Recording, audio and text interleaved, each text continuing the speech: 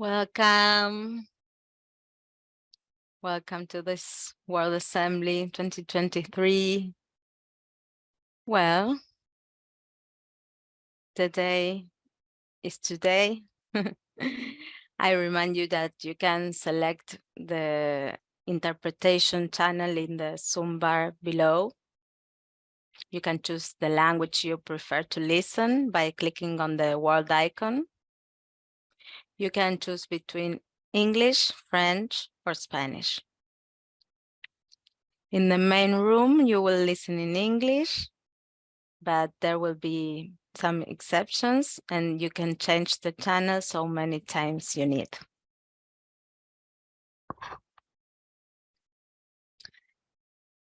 And here are the housekeeping points. The first one is please register yourself in the chat, write your country and then your name.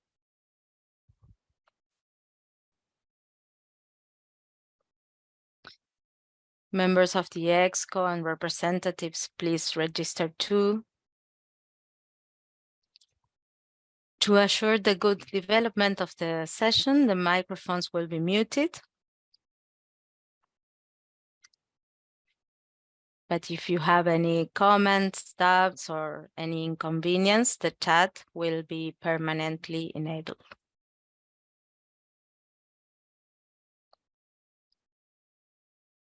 People are still joining in, so I will repeat that you can choose the language you prefer to listen by clicking on the word icon in the Zoom bar below. We will have many votations today. And for the voting process, I must remind you that on your screen will always appear at first the question and then the alternative for your choice. And you have to click on one option and then click on submit. You will have 10 seconds to vote. And then the results will automatically appear on your screen. We remember that only the presidents or delegates will be able to vote. One vote is received per country, and preparatory committees do not vote.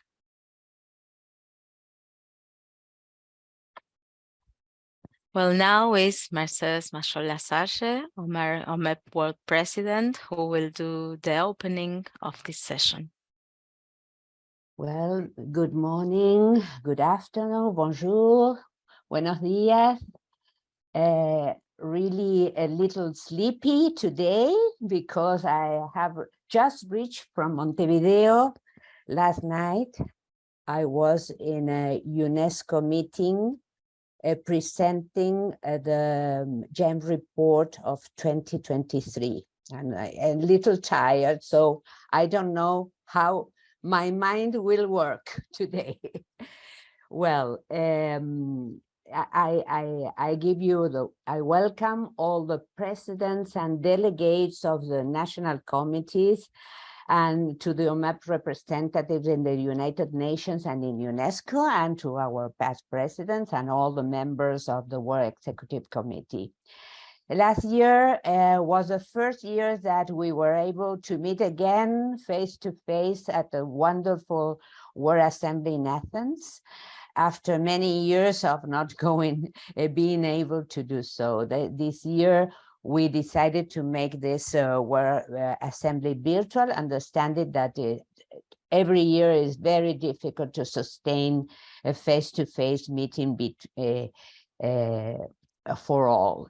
So in Athens, I was unanimously reelected as the world president, and this is then my first World Assembly of this second term and my last term, I hope. And I feel as a beginning in many things, but as a continuity in many others. The new strategic plan 2023-2025 is intended to reflect this. The work continues, expands, intensifies, And the journey between 2020 and 2022 has been very long, arduous, but I am very happy to have the time to continue, to complete, to realize so many open projects with OMEP as banner.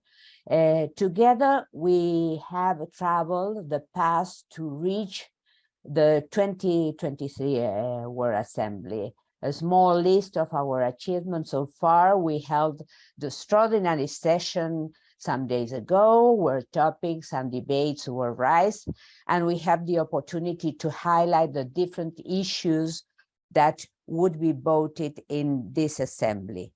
The European regional meeting was held with a great participation and commitments, and other regional meetings are planned to be concrete during this year. In 1 week, I will travel to Bogota to meet our Latin American colleagues. I am so happy for that. As we will not hold our World Conference during 2023, we will continue with the OMEP seminar series. Remember that the videos that are always available in 3 languages in our YouTube channel, OMEP World TV. New vice presidents, honorary members, preparatory and national committees are nominated today.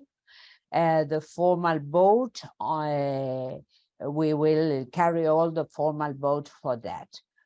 For that all and for much more, I want to thank you, your support for the effort of communication and collective work that is worth, and it contributes to creating a better world for current and future generations.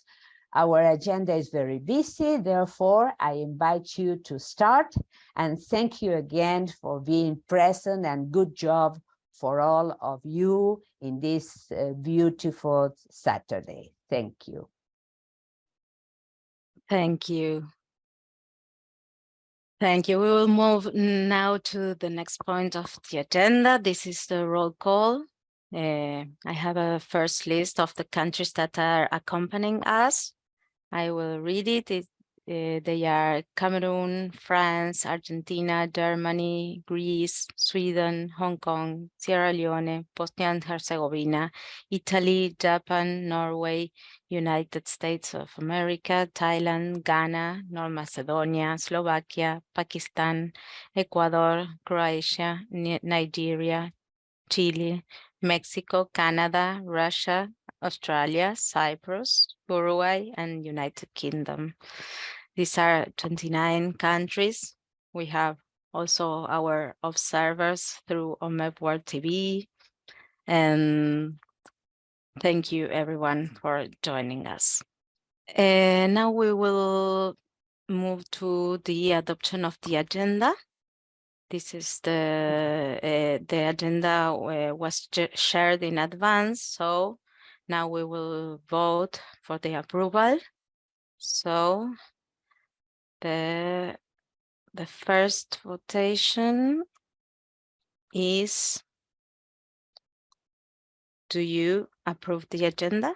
Please vote now. Remember to select one option and submit.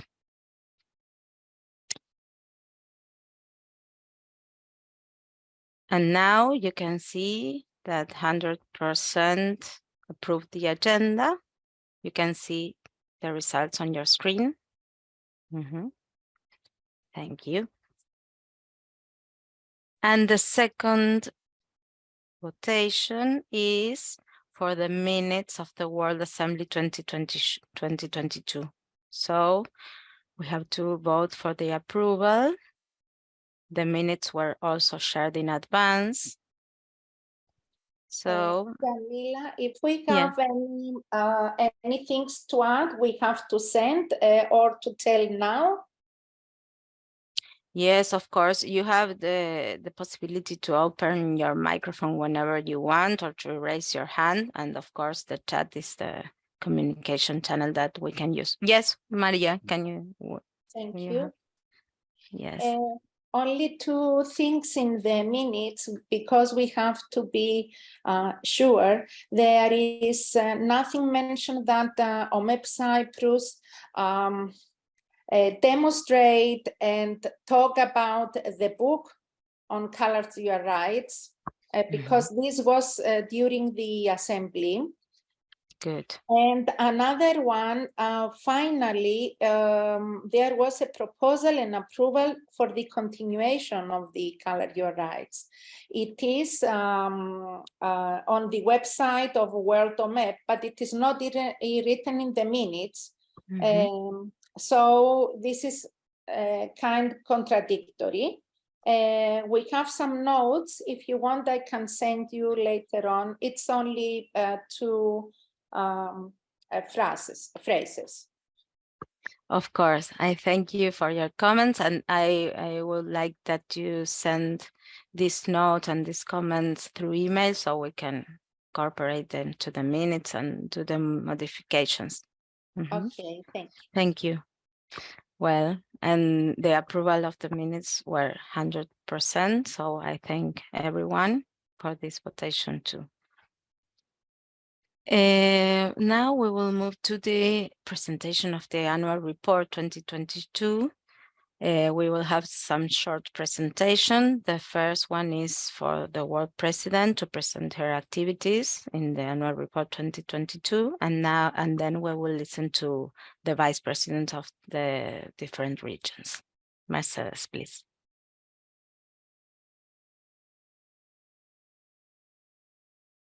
Sorry.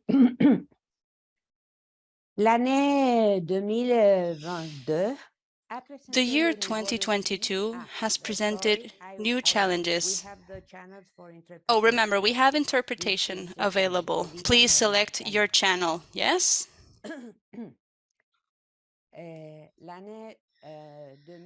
The year 2022 has presented new challenges for OMEP's work. The COVID-19 cases slowly decreased. This allowed the reincorporation of children, families, and educators to the ECCE services and programs. It also allowed for face-to-face activities in regional, national, and global work of OMEP. As we have explained in the 2020 and 2021 reports, the National Committee members have worked arduously to concrete our strategic plan corresponding to 2020 and 2022 in the dystopic and uncertain context brought by the COVID-19 pandemic that increased inequality and injustices that were already a threat to the rights of children to well-being. Like never before, in 2022, it became apparent that fulfilling our SDG goals and facing the great crisis related to the COVID-19 pandemic called for a clear definition and initiation of a transformative education work that allowed our children to grow in a world of peace, in a more human, fairer, and more equal Regarding world. the specific area of organization and governance, last year, and in spite of the lack of economic resources, we were able to increase our presence in the world. In July 2022, we held a successful on-site World Assembly and Conference in Athens, carefully planned by OMEP Greece National Committee. We also built on the knowledge obtained during the months spent in the lockdown, integrated transformative strategies to our actions that have enabled members to have closer communication, more visibility, and better articulation, guided by the framework of the strategic plan. Likewise, the World Assembly allows us to review the plan and to define the scope of work for the next 3 years. The 2022 annual report combines the input from all the members and representatives of OMEP. To this end, guidance documents were drafts based on the different areas of work of OMEP strategic plan. These guidelines were sent to the members of the ESCO, the representatives, and all the committees following the same areas in a platform, and a platform was designed for the national committees to upload their reports. The data gathered is presented in this document, the work report, that is uploaded in the shared file, in a share file, and divided into 7 chapters and an annex. The first 5 chapters correspond to the strategic plan. The chapters about the strategic areas highlighted the key points of each one. They represent the report of the ESCO members, the UN representatives, the work project coordinators, and a general overview of what was reported by the national committees. The 70% of the national committees submitted their annual report, so it is not generalized. We have to work to accomplish the 100% of the presentations because it's a requirement of the Constitution. So we need to work for the following year in order to get the 100% of the reports. El título del informe The title of the report is strictly linked to the fact that in 2022, the United Nations created a movement that invited us to think globally and act towards the transformation of education. By supporting this process, OMEP has worked intensely in all fields.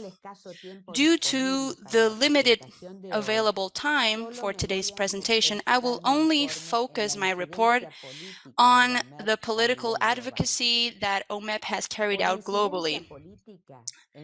We understand political advocacy as the processes carried out by OMEP to influence public policies and their implementation and the decisions regarding resource allocation within political, economic, social, and institutional systems with the purpose of protecting the rights of early childhood care and education. Since the approval of the 2030 Education Agenda, OMEP has been committed to defend the achievement of SDG 4.2 by tracking its progress and monitoring its advancement, as well as the investment and expenditure, demanding transparency in governance and budgeting processes. OMEP's global political advocacy work from the world president perspective was focused on monitoring, promoting, and advancing the human rights defined in the Convention on the Rights of the Child, together with the Sustainable Development Goals, and particularly with the 2030 Education Agenda targets. To articulate these topics, the presidency continued focusing work on the flagship initiative of the decade for early childhood education and care, for which we draft a document that describes the initiative. Continuous actions were taken to demand urgent peace, disarmament, and dialogue in terms of the war and conflict that threaten the world. OMEP states that governments must comply with the United Nations Charter to protect children's rights at the highest level of priority through dialogue and negotiation. Also, during 2022, activities related to political advocacy work were essentially held in 4 connected events. the Global Partnership Strategy for Early Childhood Education, the Transforming Education Pre-Summit held in UNESCO, the Transforming Education Summit held in New York, and the the World Conference on Early Childhood Education held in Tashkent. The Global Partnership Strategy kicked off at the end of 2020, you remember, and demanded great involvement from the presidency and the delegates in the development of multiple meetings, which were held online, of course, due to the pandemic, with UNESCO, with UNICEF, with the World Bank, with a big group of specialists and some countries. The document created established a fundamental cornerstone in the intersectoral and interagency work.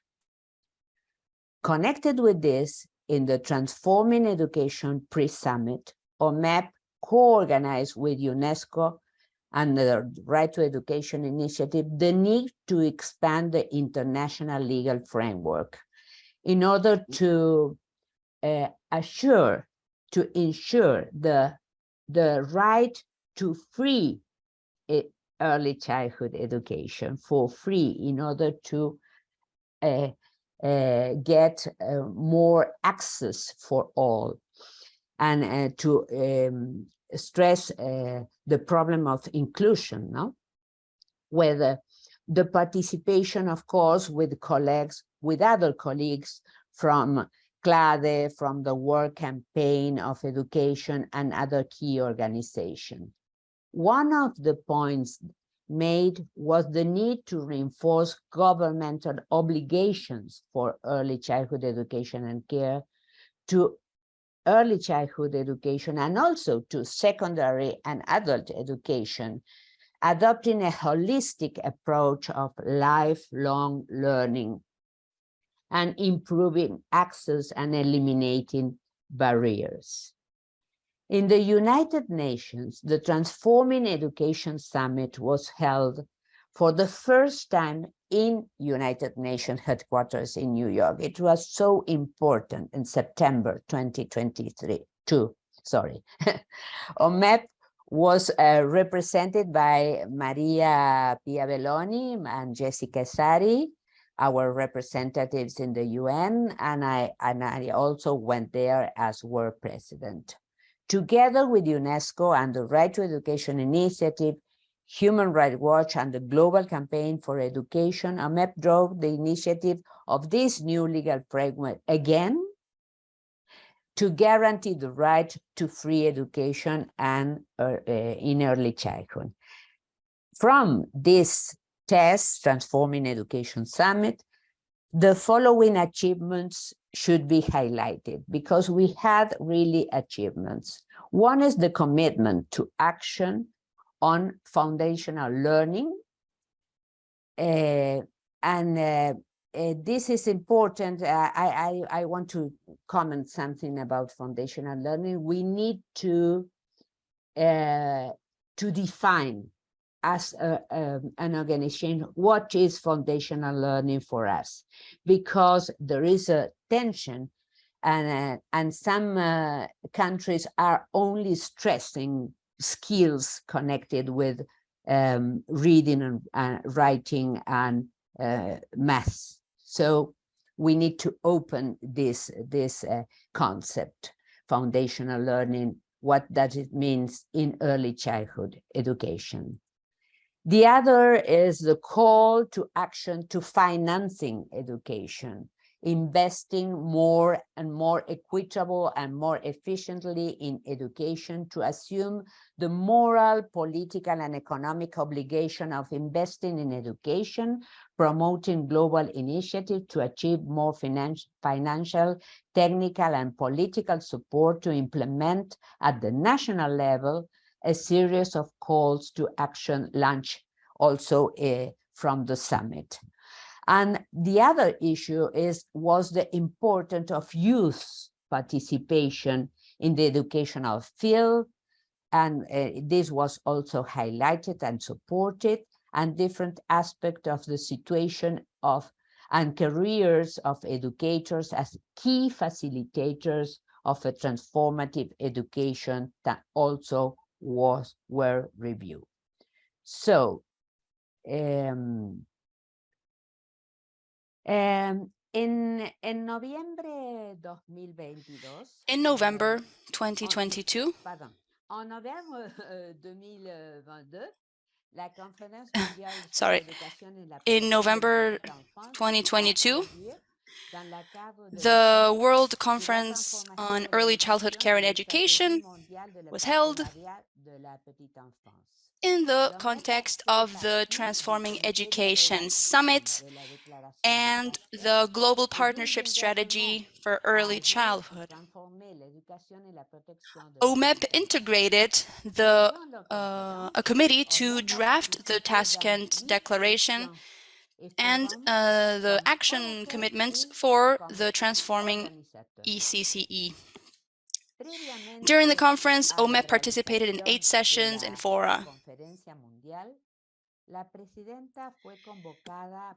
The president was summoned by the presidents of the Latin America and the Caribbean Regional Office to carry out specific activities related to the regional report on ECCE for Latin America and the Caribbean. They finalized a regional report on early childhood care and education in Latin America and the Caribbean during the last decade, and they also aimed towards drafting an introductory framework and a set of recommendations. Another goal was developing the main speaker role at the regional consultation on ECCE in Latin America and the Caribbean and preparing the final document derived from that consultation. To sum it up, I'd like to highlight once again that 2022 is characterized by the realization of multiple activities and a lot of very meaningful commitments. Some of these commitments, I'd like to highlight that some of these commitments are historical, such as the Tashkent Declaration. We invite all of you to read the report in more depth, the 2022 report that has required so much work. Thank you. Muchas gracias. Thank you. you. Merci. That's one word in French. It's not bad. And now we will listen to the regional vice presidents who will summarize in 3 minutes some remarks of the regional report. A real challenge. The first 3 minutes are for Nyamike Kiama for Africa. Thank you, Camilla. OMEP Africa started with 8 national committees: Burkina Faso, Cameroon, Ghana, Kenya, Liberia, Mauritius, Nigeria, and Sierra Leone. We welcomed OMEP Tanzania in February and OMEP Angola in April. Both were approved as prep committees at the Athens World Assembly in July. My predecessor, Madam Abimbola Are, was made an honorary member of OMEP at that assembly. The VP visited Freetown, Sierra Leone in November to join OMEP Sierra Leone to celebrate their 5th anniversary, which was also the 55th anniversary of Biana School. That's the school that promoted the formation of OMEP Sierra Leone. Madam Abimbola was also in attendance. So at that anniversary, they had an annual meeting with a symposium on early childhood mental health in Sierra Leone. The keynote address was given by one Dr. Carol Labour, who is the presidential advisor on mental health in Sierra Leone. OMEP Sierra Leone president also visited Accra in Ghana in December. We had a collaborative meeting with her, that's OMEP Ghana president, VP Africa, and OMEP Sierra Leone president. Then OMEP Nigeria successfully held its 34th national conference in Oyo State in October. with the theme Early Childhood Education in the 21st Century, New Perspectives and Dilemmas. So generally, the committees were still suffering from the effects of the pandemic.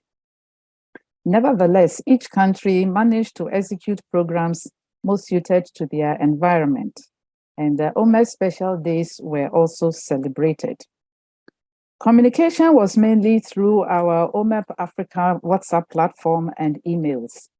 This encouraged more participation in OMEP activities, especially the virtual ones. Text messages and phone calls were used where necessary. We had two main meetings during the year. A regional meeting in February to discuss the 2022 program, and a regional cafe in October to discuss heading for Tashkent. In terms of projects, we prepared and presented project proposals to UNESCO Participation Program for an ESD-ECCE project in the Toy Library. The ESD-ECCE project was granted the award in August. The project is being implemented in 2023.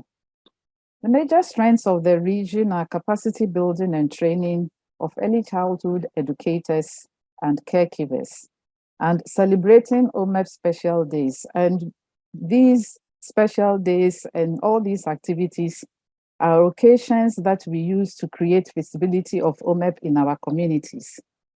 Our challenges are that most members are private school proprietors, funding source is school fees, effects of the pandemic is still biting, and this has highlighted the challenges with the payment of annual dues.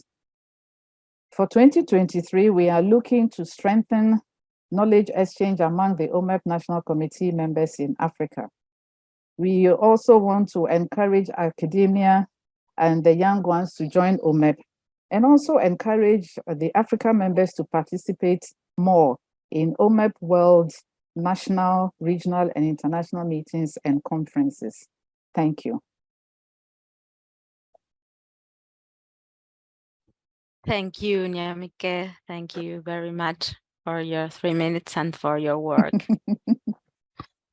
And now the next presentation is for the Asia Pacific region with Odamluk Kulapitir, the former vice president of the region. No, you won't present the 2022. I don't know. Hello. Hello. Hi, I thought Sandy is going to present it, as she informed me in the email. Okay, then we will listen to them. Look, when she presents the host for the World Assembly and Conference 2024 in Thailand. That is going to be your presentation. Thank you.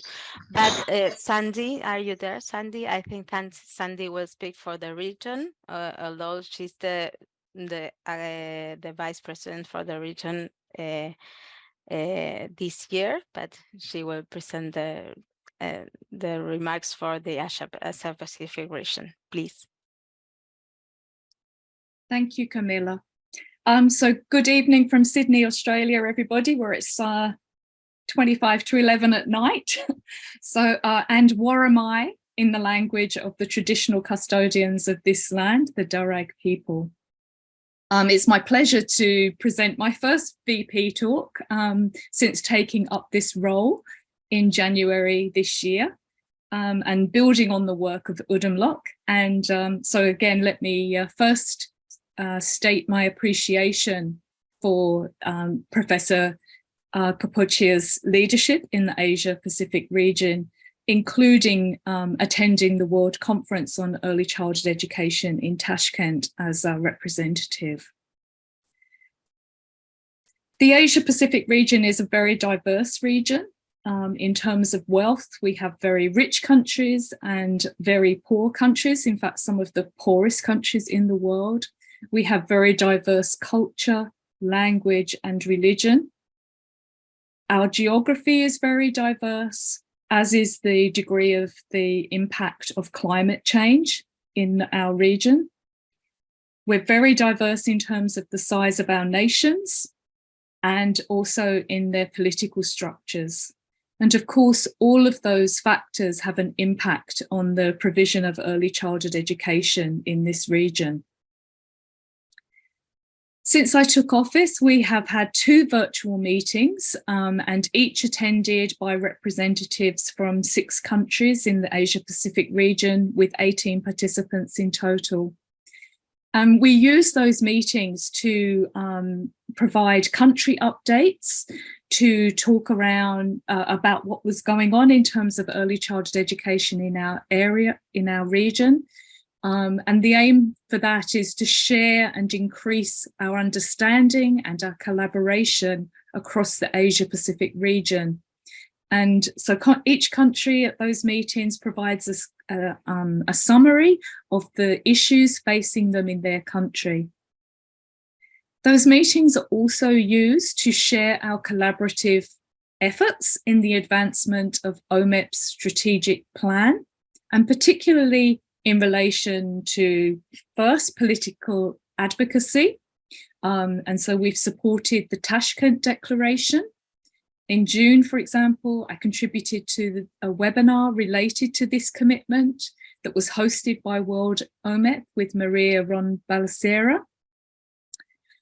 We're developing links with regional and national networks in the area, such as UNICEF. And we've shared examples in these meetings of how some of our member countries are providing political advocacy in their country for early childhood education. The second way we contribute to the strategic plan is through knowledge exchange. And so we have contributed to the 6th edition of the Theory into Practice, one of OMEP's journals. And of course, we have the OMEP Asia Pacific Conference, which will be held in Sydney from the 6th to the 8th of December.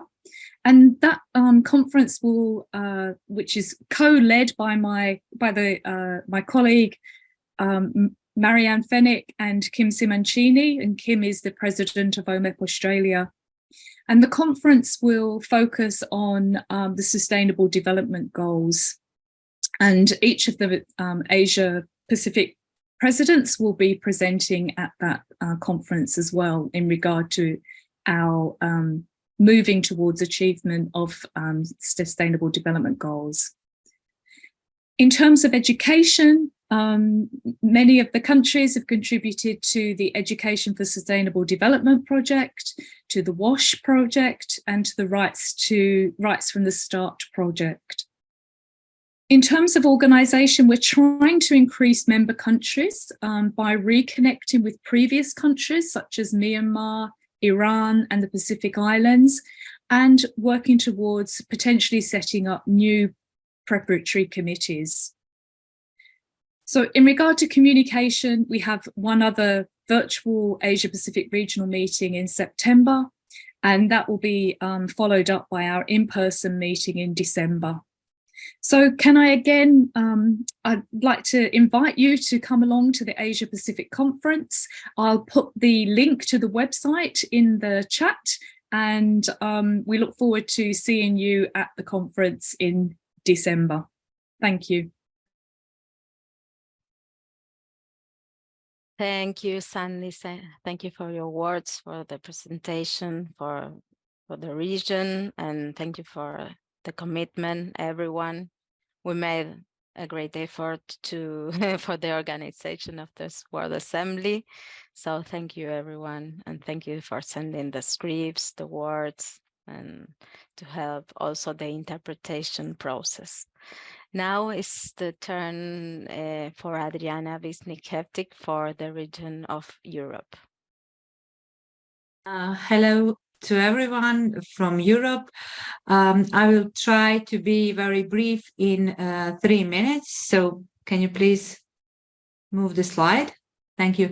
But it will be quite difficult because in European region, there is 26 national committees and 1 preparatory committee, Belgium, that today we hope it will be a full member of OMEP. Most of our committees are very active in their activities. some of them are struggling with organizational issues, so we all try to help ourselves to build a better and stronger OMEP in region.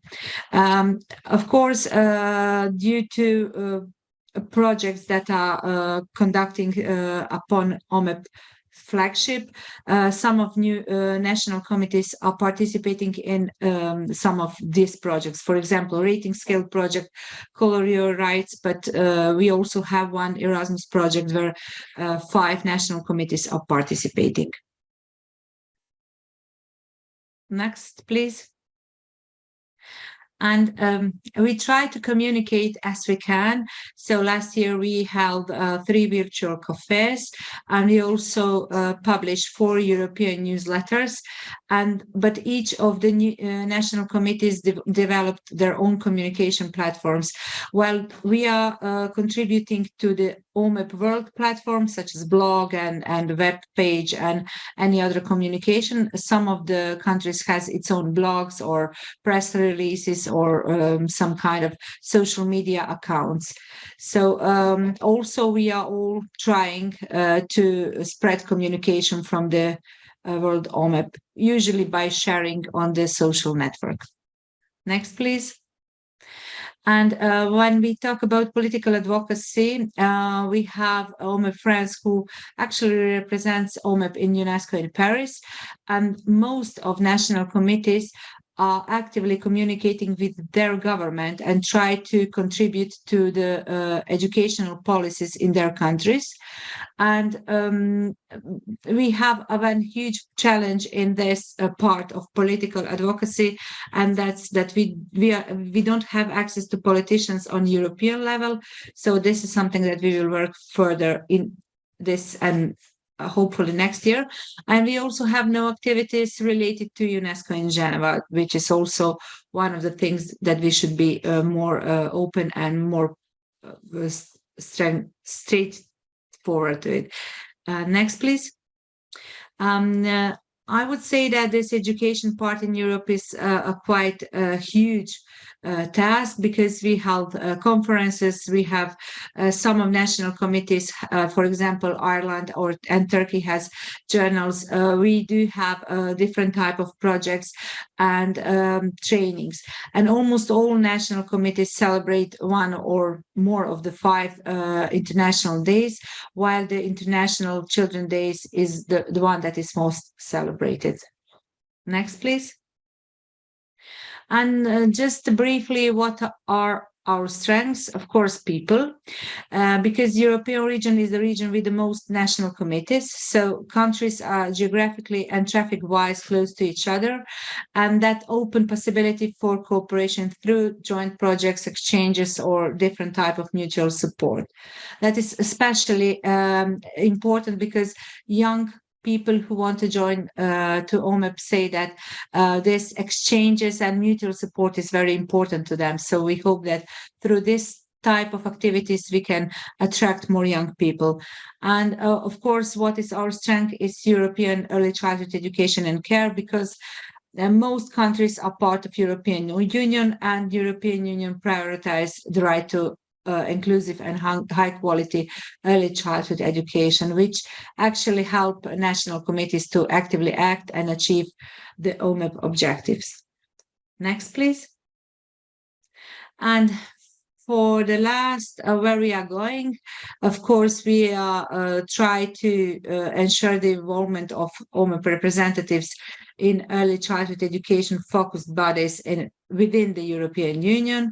We also try to make a stronger position in Geneva, and we have opportunity to share our good practice in the implementation of national committees activities.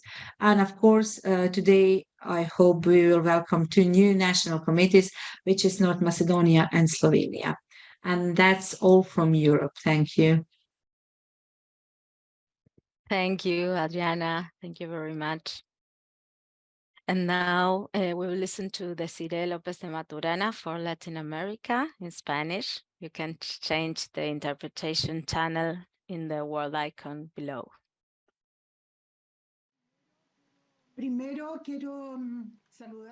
First, I want to thank Mercedes for her effort to democratize communication and the three languages.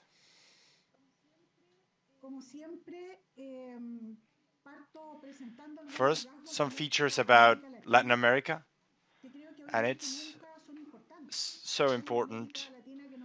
It has inequalities, and I think I share with Sandy, but also the great wealth of its people, freshwater reserves, natural forest, arable soils worldwide, and biodiversity and ecosystem of global climatic importance,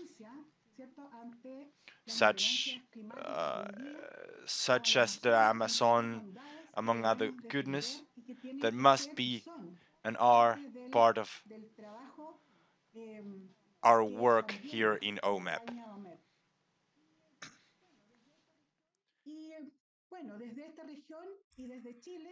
From our region and from Chile, I would like to say hello to all of you.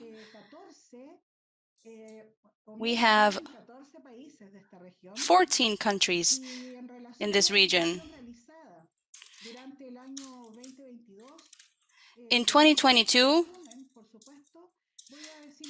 I'd like to tell you what we have done. We wanted to increase our membership, incorporate more young people, and open more committees. And we have reached out to countries like Honduras, and we have worked on our constitutive document. We want to raise awareness on committees, to respect our statutes, and we also,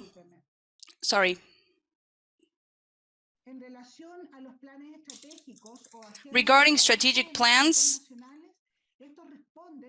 These answers to the guidelines of OMEP work and for participation in education and taking as fundamental instruments the declarations at work and regional level, and those have been raised in the high-level meetings shared with the world presidents, also the elaboration of brochures to make visible the problems present in the public policy for early childhood care and education. The economic sphere has been a weakness.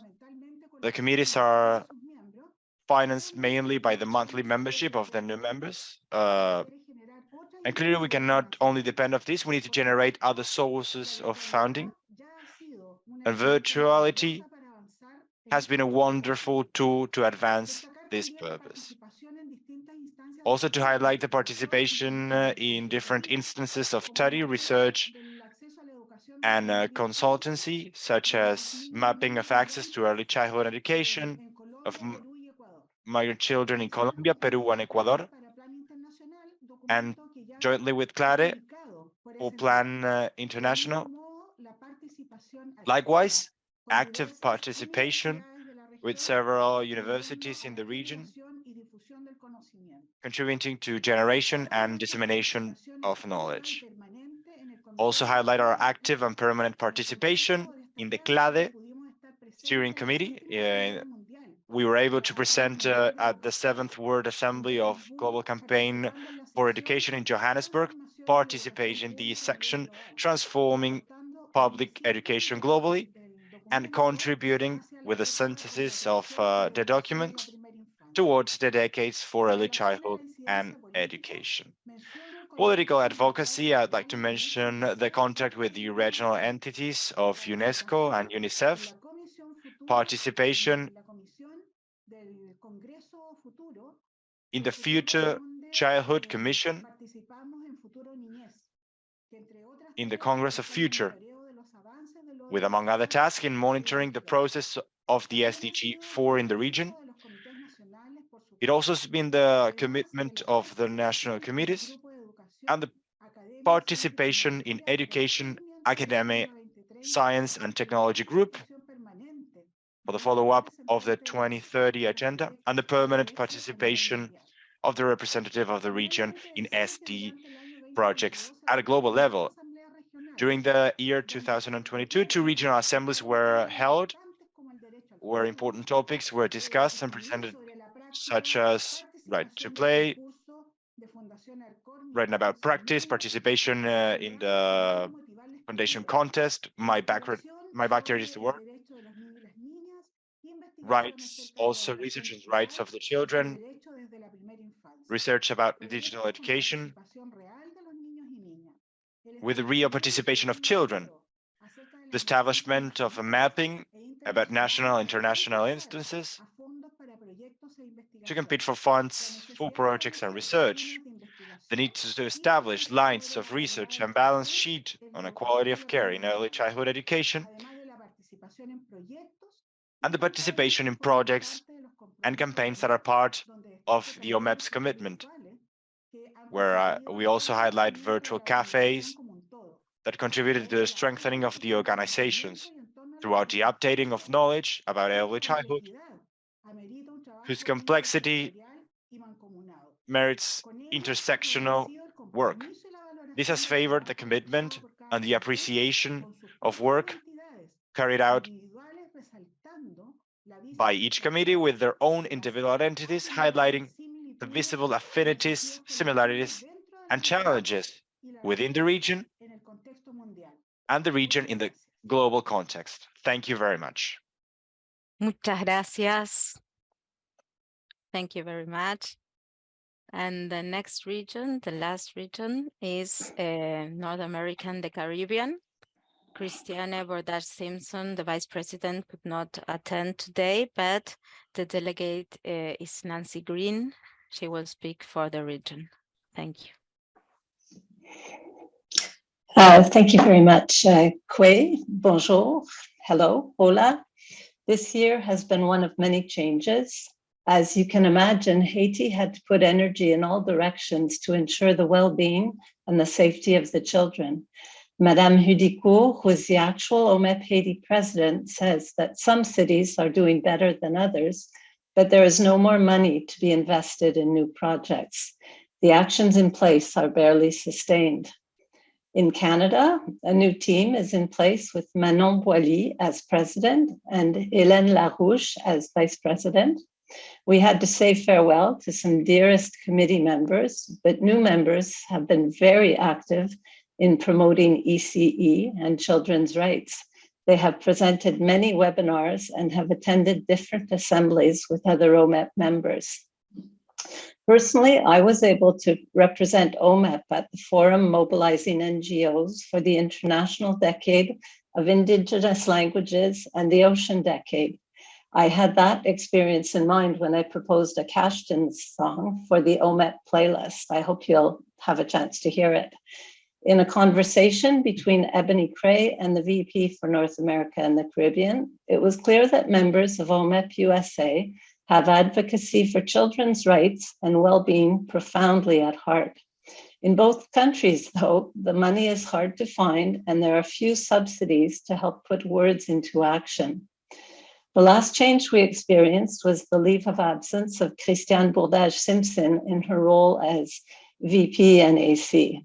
Marie Jolicoeur did as much as possible to finalize the different dossiers that Christiane was working on. After a bad accident, which left her with a broken leg, she has had to rest for a while.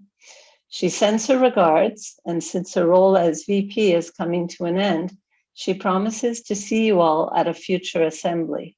She will stay on as consultant when needed. As for Marie and myself, it is always and forever a pleasure to collaborate with our OMEP colleagues. Thank you. Thank you, Nancy. Thank you very much. Maria Vasiliadou, do you have something to say about the report. We will not vote for the Yes, report today, but I will send it to you, Camila. Thank you.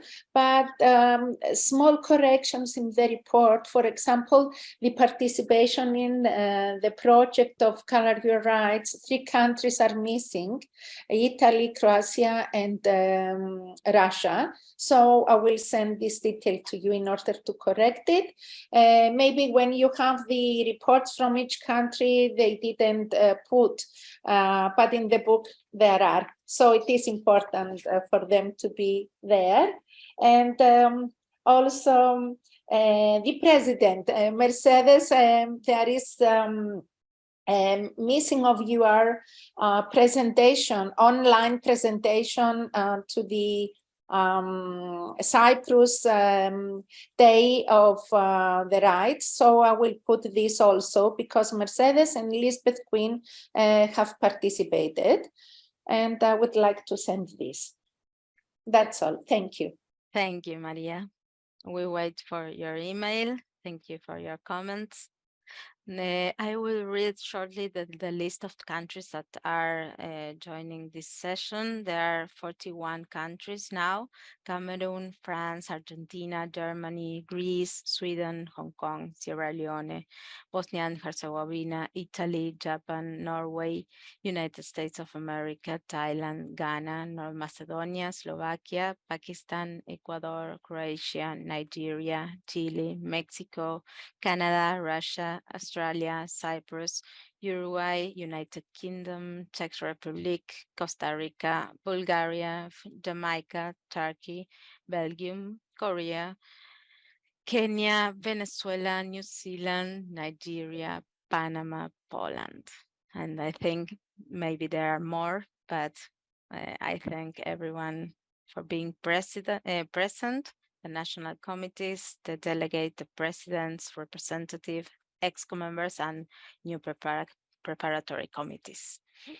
And now it's time to briefly present other issues that will be voted. These were presented and discussed at the extraordinary session. The videos are available in the shared drive folder.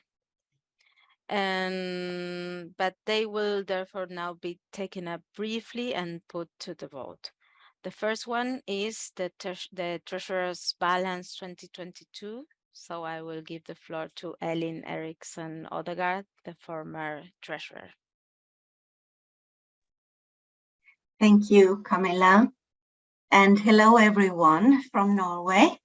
And dear the President and the members of the OMEP World Assembly. I will now give you a brief summary of OMEP World Balance for 2022. I will give you the overall status and thereafter only give a few comments, because you can find, as Camilla just said, all the details in the folders of OMEP.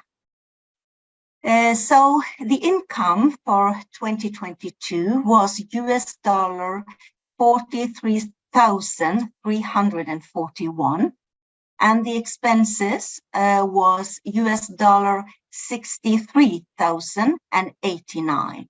So you can understand that also this year there was a difference between incomes and expenses, and the difference was $19,748. We also have a bank balance on $39,223 and a PayPal balance on $14,845. So I will give you some comments now, and it is predictable.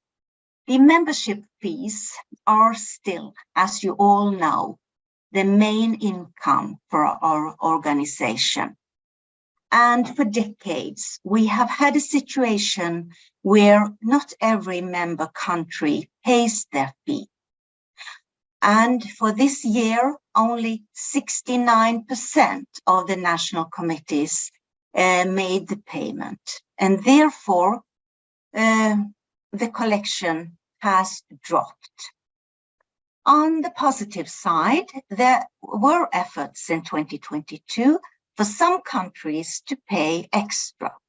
OMEP Japan gave solidarity funds to the victims of the flood in Pakistan, and OMEP Norway paid the country fees for Ukraine, Pakistan, and Kenya.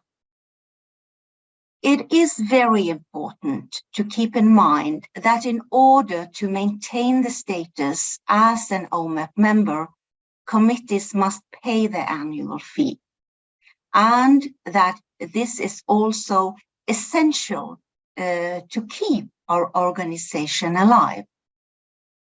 This will be a particularly challenging year to come due to the amount of work and face-to-face meetings around the world.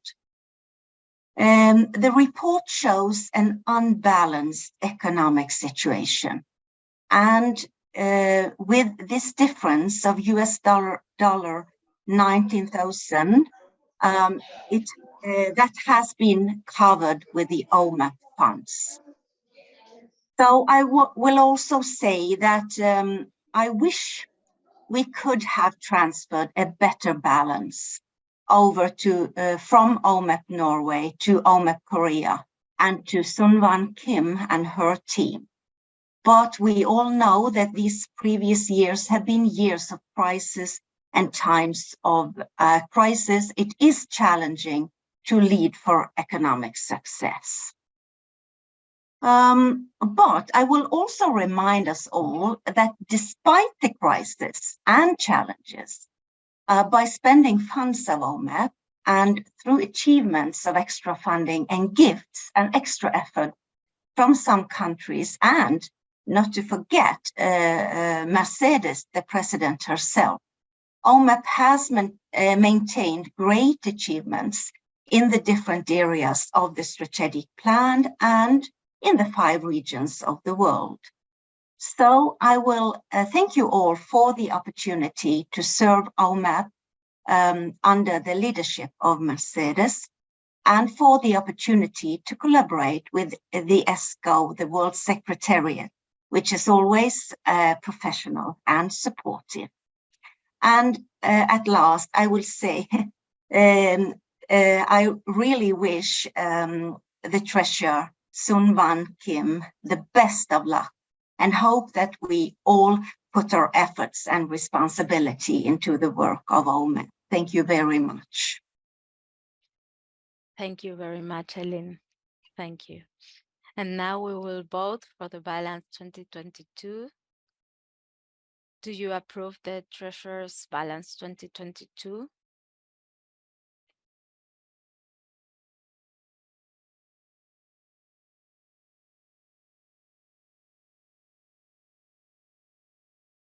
We have 95% for yes and 5% to people for abstention.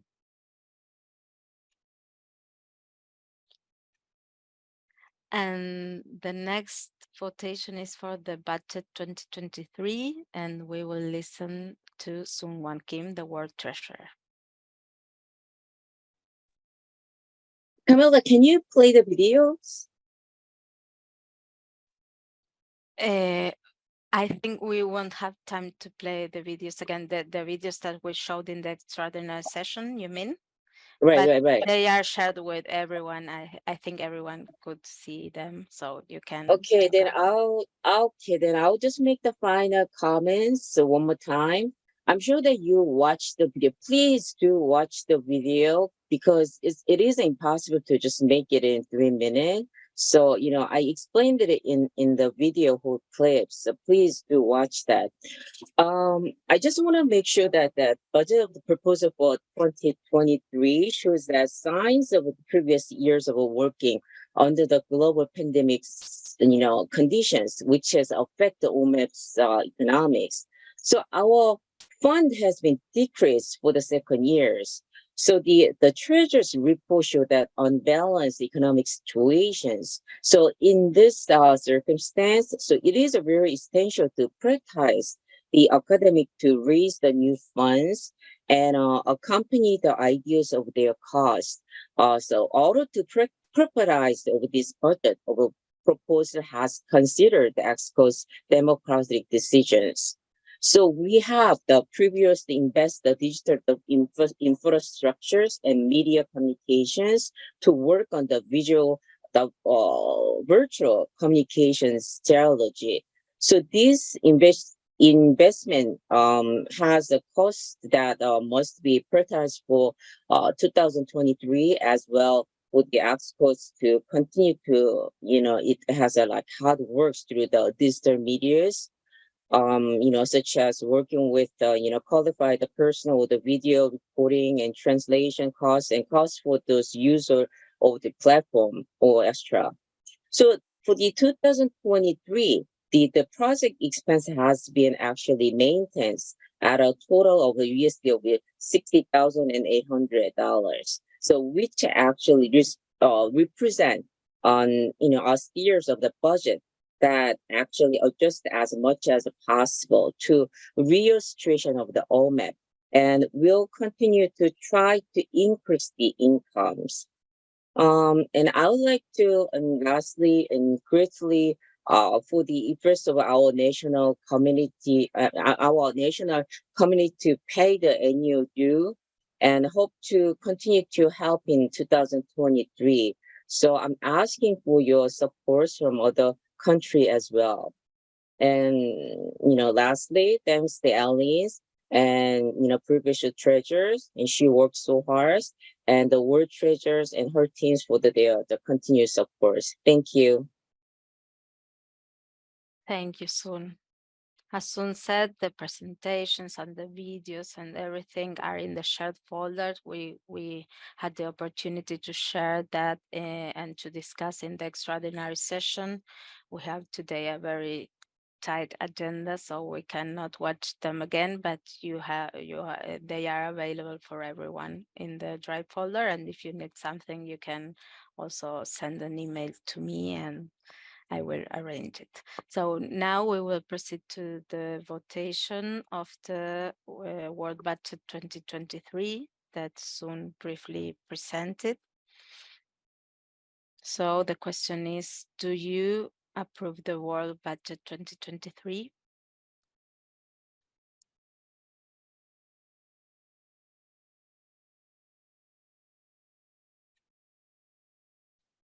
And here are the results. Yes for 97% and abstention 3%. Thank you. And now we will vote for the approval of new preparatory committees. That's very nice for me. And congratulations to all of them for their willingness to join OMEP. And we will listen to a short presentation of each, and then we will vote. The first one is the Democratic Republic of Congo. I don't know if the delegate is here.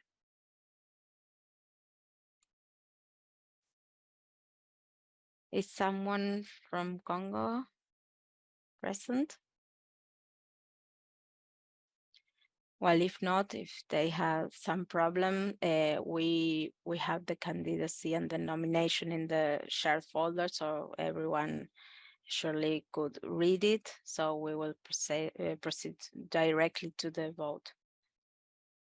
Okay, then as Adrena says in the chat, we can also wait, and if they come, they can present later. We can then proceed to the next votation, that is for Slovenia is present. Slovenia is another. Can you please put North Macedonia? Slovenia has technical difficulties. She will be here in. Thanks. Of course, then we wait for Congo and Slovenia a little bit more, but North Macedonia is here to present as preparatory committee, please. Thank you, Camila. Thank you, Adriana. Hello, everyone. I'm Alma Tasevska and have 14 years of continuing academic experience and growth at the oldest faculty in our country, that is the Faculty of Philosophy, St. Cyril and Methodius University. I'm university professor with PhD in pedagogical sciences and expert in education with focus on early child development, play and play activities in early child development, and everything that is connected with this area of research and theoretical issues. Let me express my words of thankfulness for my colleague, Professor Adriana Vishnich-Jeftic, and her invitation to be a part of this community. I would like to assure you that our intention is to organize the North Macedonia National Committee according to the principles of OMEP. In my country, there is a long history of preschool education. Relevant situation and data shows that coverage of preschool children in our country is lower than in European countries. All written documents, a strategy, national programs, and working materials have a very good conceptions, but we need to provide high level of quality of teacher training system. Therefore, the last 2 years on institutional level start a process which should provide an extensive and quality relevant assurance of the access, of the quality of the work, respect of the children's rights and professional and career development of the kindergarten teachers. This process should follow all contemporary aspects and criteria for growth, development and well-being of the children in kindergartens in our country also. Therefore, we think that being part of OMEP will improve our work for common goals, and further OMEP activities will have an influence of quality of life in early childhood also in our country. I am one of the members of the OMEP North Macedonia. Our organization has about 5 committee members. 2 of the members are university professors with experience in education, especially early childhood education, also expertise in health, in sports. The rest of the members have educational and professional background in medicine, child health, and etc. Our intent is to be the one of the OMEP members from North Macedonia and to ask you to announce and support our application to World Assembly. And our intention is to establish cooperation with other members of other countries, as well as the leadership of OMEP headquarters. Therefore, we hope that our application will be completely received and agreed. To be part of OMEP will improve our work for common goals, and further OMEP activities will have very good influence in our country. I would like you to ask to announce and support our application to World Assembly. Thank you very much, everybody. Thank you very much for your presentation. And now we will proceed to vote for North Macedonia as a new preparatory committee. Do you approve North Macedonia as preparatory committee?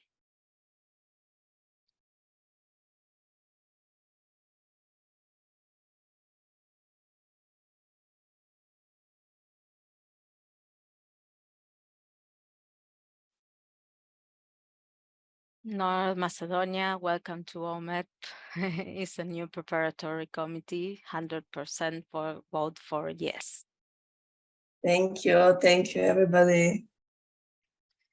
Thank you. Well, and now we will present the Democratic Republic of Congo. We have their words that was sent in advance, so Mercedes will read them in French, please. We have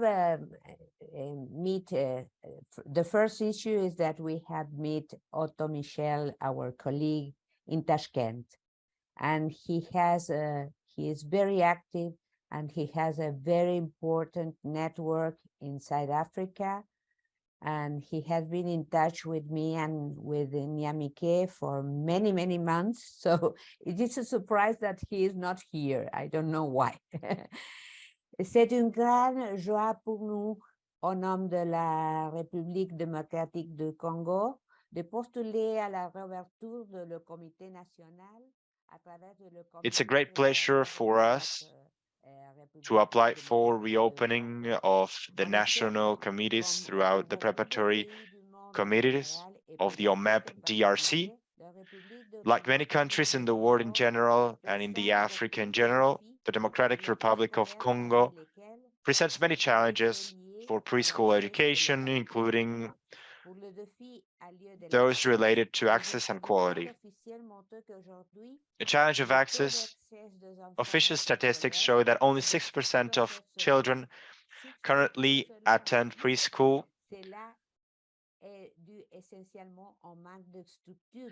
This is mainly due to the lack of preschool facilities, but also to poor communication, with the community seeing preschool as a place where children only go to sing, dance, and play, and learn nothing. What's more, because preschool facilities are mainly private run, they're expensive. They're not at all free. In terms of quality, official statistics clearly show that the DRC has only 12% of qualified teachers at preschool level, whereas the latest Tashkent Declaration places particular emphasis on both initial and in-service teaching training.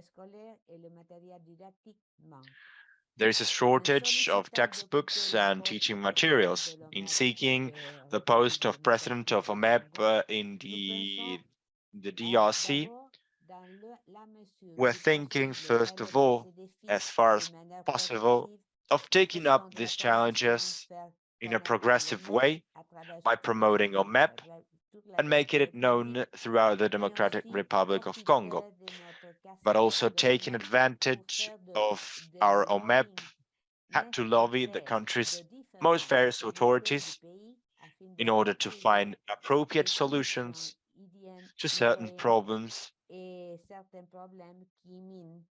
undermining our subsectors. We're therefore convinced that our application will be successful and that together we will be able to fight and improve preschool conditions throughout the world, Africa, and in the DRC. Thank you for your support. And surely it was some technology or connection problem with Otto. He's always there, always writing emails and communicating to us. So we can now vote for this new preparatory committee. Do you approve Congo as a preparatory committee?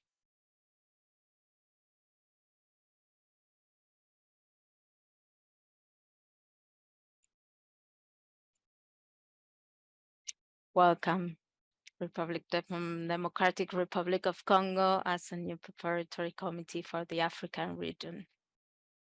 100% answered yes. Congratulations.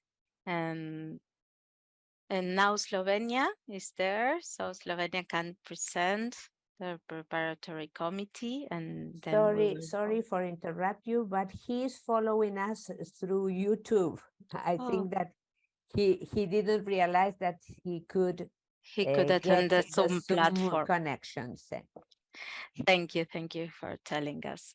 Then I congratulations. hope he is very happy. Yes, sure, it will be so. So now Slovenia, it's the turn for Slovenia to present the proposal. Yes, good morning, good afternoon, good evening, distinguished members of OMEP community and esteemed guests. I stand before you with a heart full of gratitude and sense of deep appreciation for a warm welcome you have esteemed to us. It is with great pleasure and excitement that we, the team of OMEP Slovenia, come together to share our sincere intent for membership in the esteemed OMEP organization. Allow me to express our heartfelt thanks for this wonderful opportunity to address this gathering. Your presence and attention affirms the value of our shared commitment to early childhood education, and we are truly humbled, honored to be in the company of such esteemed educators and advocates. Our journey has been guided by a profound passion for nurturing young minds and fostering their development during these crucial formative years. We recognize the significance of OMEP's work in promoting quality early childhood education worldwide, and we are genuinely humbled by the prospect of joining hands with like-minded individuals from different corners of the globe.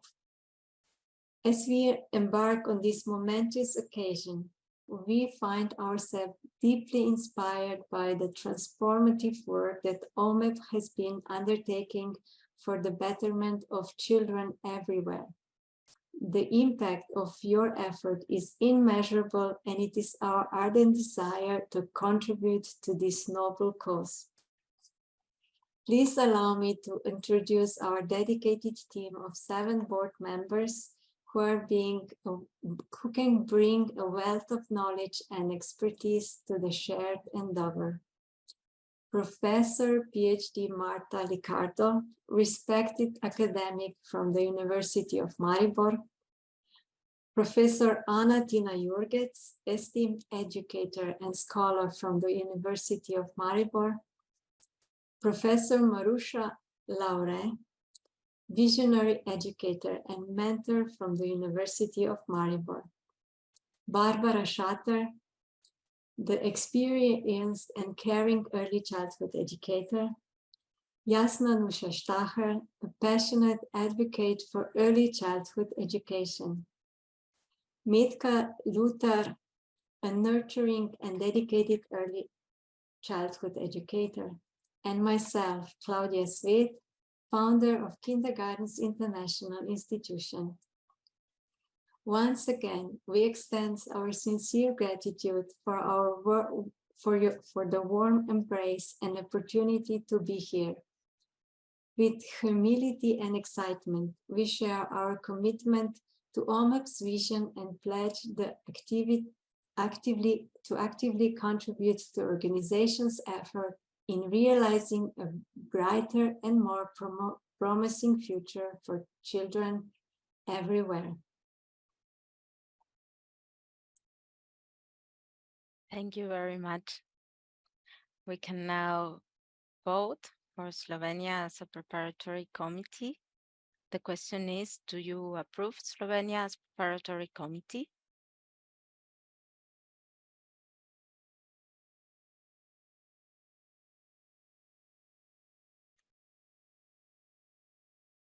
Welcome, Slovenia, to the OMEP community. Thank you. 100% vote for yes. Thank you. And the next proposal, the next preparatory committee is Jamaica, please. Good morning, everyone. It's an honor to be here and to be among the expert and experienced and to represent my country, Jamaica. Through the Early Childhood Commission, which I'm a member of, Jamaica has made significant strides in prioritizing early childhood development, care, and education. Based on Jamaica's national priority, the Early Childhood Commission was established by an Act of Parliament, the Early Childhood Commission Act. The Early Childhood Commission overarching mandate is to improve the quality of early childhood development in Jamaica. This is accomplished through a number of legislated functions, including advising the government of Jamaica on early childhood policy, development, and monitoring of plans and programs for the early childhood sector, coordination of the early childhood sector, making recommendations for financing the sector, regulating early childhood institutions, conducting relevant research, and ensuring public education on ECD matters. With these responsibilities, the Early Childhood Commission thought it important to apply on behalf of Jamaica as OMEP Jamaica Preparatory Committee. In becoming a member, the Early Childhood Commission will be responsible for leading this committee and developing the OMEP constitution specific to Jamaica. The Early Childhood Commission believes that Jamaica becoming a member of OMEP will provide opportunities for the region to be involved in developing regional early childhood development agenda through professional development, advocacy, and networking. Currently, the Early Childhood Commission is finalizing its fourth National Strategic Plan, 2023 to 2028. In 2008, the World Bank funded the Jamaica Early Childhood Development Project, creating Jamaica's first cross-sectoral national strategic plan for early childhood development, 2008 to 2013. The World Bank extended its involvement for a second National Strategic Plan, 2013 to 2018. Thereafter, the Early Childhood Commission led the development and implementation of its third National Strategic Plan and is now working on its fourth National Strategic Plan for Early Childhood Development. Through the National Strategic Plan, the Early Childhood Commission has taken the life cycle approach to early childhood development. The major areas of focus being effective parenting, education, and support, effective preventive health care, early and effective screening, diagnosis, and intervention for at-risk children and households, safe, learner-centered, well-maintained early childhood institutions, and effective curriculum delivery by trained early childhood practitioners. The Early Childhood Commission's vision is aligned with OMEP's roles and functions, and being a member as a preparatory committee will assist Jamaica in achieving its own vision. If accepted, OMEP Jamaica will be the Jamaica Preparatory Committee of the World Organization for Early Childhood Education with approximately 12-member committee. OMEP Jamaica will be an advisory entity recognized by various organizations and agencies in the country. The aim is to advance early childhood development, and the objectives are to promote the education, care, and development of all Jamaican children from 0 to 8 years old, represent all individuals and organizations working in Jamaica in the areas of early education, child care, and support for families with young children. It will have the following functions: promote access to quality education of young children in Jamaica, promote research on the education of young children, their well-being, and the needs of their families, and to collect and disseminate in Jamaica and OMEP information on these matters. Encourage its affiliated organizations and all its members to pursue activities serving the objectives of OMEP and to collaborate with each other. Again, I thank you for this opportunity to share the intent of Jamaica through the Early Childhood Commission in becoming a preparatory committee, OMEP Jamaica. Thank you. Thank you. Thank you, Nicole. We will now vote. Jamaica. Do you approve Jamaica as preparatory committee? Sorry. I can't. I don't know what happened. I will start the votation as soon as I can. There is a question. Do you approve Jamaica as preparatory committee?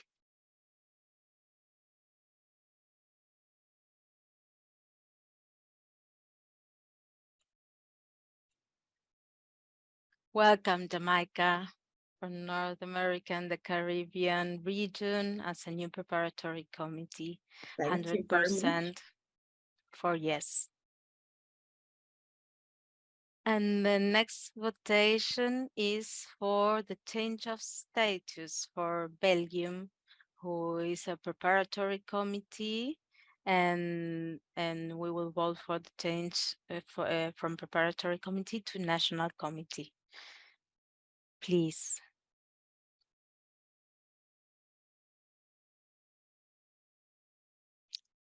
I don't know. There is a presentation who is from Here, Belgium. I'm Thank you. here. Can you hear me? Yes, we can.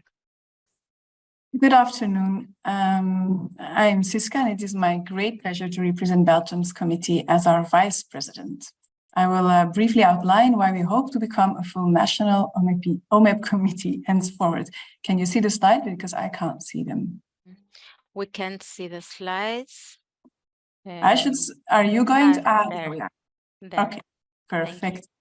So that was the start. Next slide, please. OMEP Belgium existed in the 70s already, but it dissolved in the 80s. The institutional ESEC context in Belgium is complex.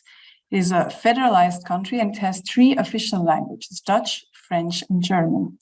Furthermore, all these communities uphold a split system with different authorities responsible for children under 3 and above. All communities face common problems regarding shortage of staff, professionalization, sustainability, inclusion, and so forth, but they do not really interact. Next slide, please. In 2019, a group of researchers and practitioners reapplied for the status of preparatory committee to collaborate across these linguistic boundaries. These activities were, however, and sadly, postponed due to COVID. But in 2022, our committee got funding from the King Baudouin Foundation and could finally activate our work plan. Next slide, please. First, OMEP Belgium and the said foundation co-hosted a webinar following the Ukrainian war that about 500 educators attended. In the second half of 22 and the first half of 23, we organized several visits and job chatting trajectories in and between all these different language communities. About 30 exchange moments were organized and about 80 professionals and researchers partook in these activities. All the observations were documented, they are currently being analyzed, and they will inspire policy recommendations for a high-level expert meeting with policymakers that the King Baudouin Foundation will hold now in October, trying to influence the next elections. Next slide, please. The enthusiasm for these exchange activities was so great, and it also engendered a broader interest in future opportunities with more practitioners from more regions in Belgium and types of ESEC provisions. In 24, we therefore want to continue organizing exchanges, but we want to do so with a specific focus on sustainability, out-of-school care, educare opportunities, inclusion and professionalization. In doing so, we absolutely also hope to involve more young people from university colleges. We would like to increase our general membership, elaborate on the collaboration between practice, research, and policy, both locally and internationally, since we are very close to many institutions, and we will hold elections and strengthen our communication strategy. So, I hope that our past, present, and future activities can convince you of our commitment to the OMEP values and ideas and of our intention to become a full national committee. Thank you. Thank you. Thank you, Siska. And now we will vote for Belgium. The question is, do you approve the change of status from Belgium from preparatory committee to national committee?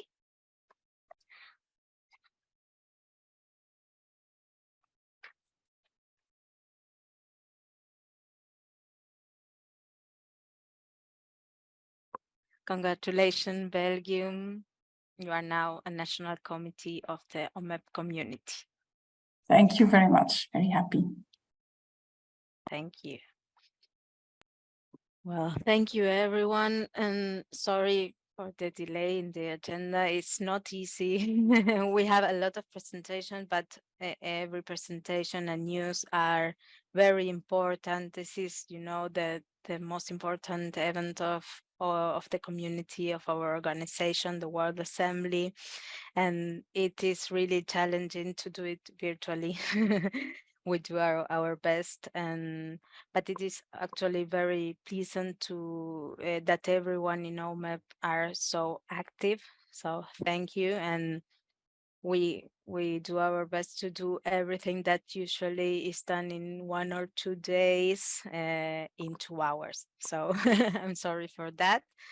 Now we will proceed to the next point of the agenda, that are the approval of new honorary members. For that, I give the floor to the first presentation, that is the nomination of Maggie Kung as an honorary member.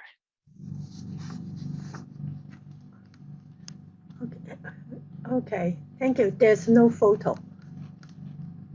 I missed her photo. Does it work? Sorry, because Maggie's photo is not here. Sorry. Maybe many of you know her. Dr. Maggie Kun, we nominate Dr. Maggie Kun for members to consider. Dr. Maggie Kun has been a dedicated and active member of OMEP for 30 years. During her tenure as world president from 2014 to 2016, she led OMEP through a period of significant growth and development. Under her leadership, OMEP upgraded its consultative status at the UN to special administrative consultative status and established partnership with various international agencies, including Eurochild, the Organization of American States, the ACNA, and the International Play Association. Dr. Kun's effort to raise the profile and impact of OMEP also results in the organization being represented in UN New York, UN Geneva, and UNESCO Paris. In addition to her leadership role, Dr. Kun has been actively involved in various OMEP initiatives and projects. She was a member of OMEP World Executive Committee for 7 years and served as World Treasurer before being elected as World President. She was also a founding executive member of OMEP Hong Kong in 1992 and served as a president of the National Committee for more than 12 years.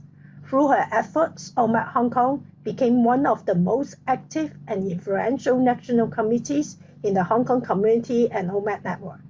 In 2018, she served as a project director of the Play Resilience, a China-Africa collaboration project for building a peaceful and sustainable future.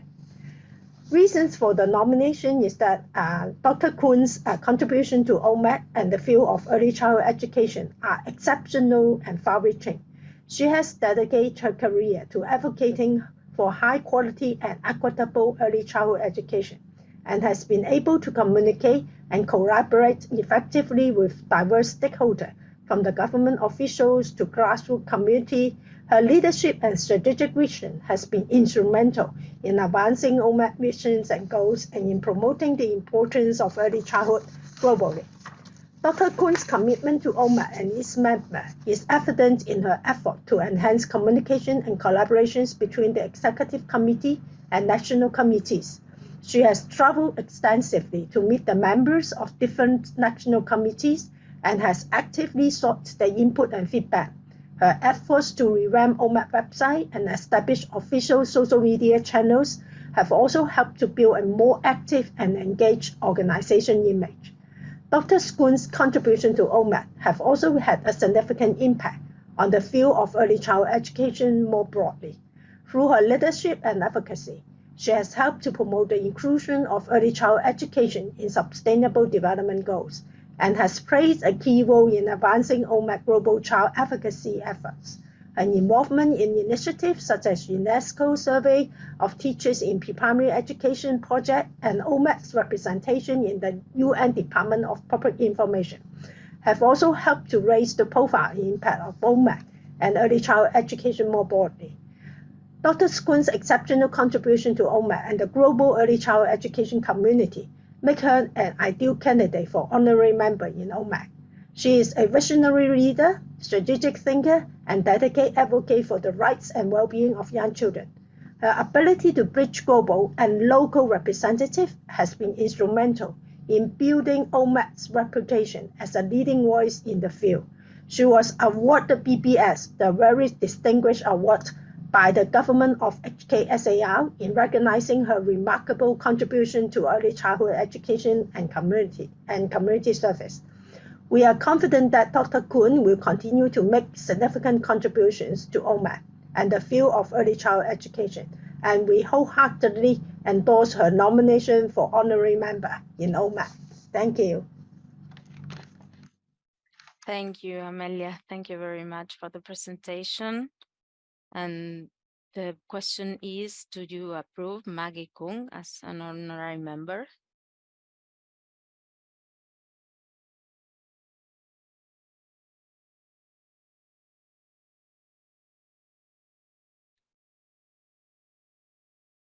Yes, so we have a new honorary member, Maggie Kung. Thank you. And the next presentation is for another new honorary member, that is Edna Rank.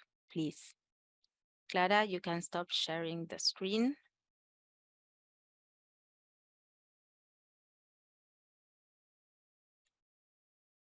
And who will present Edna Rank?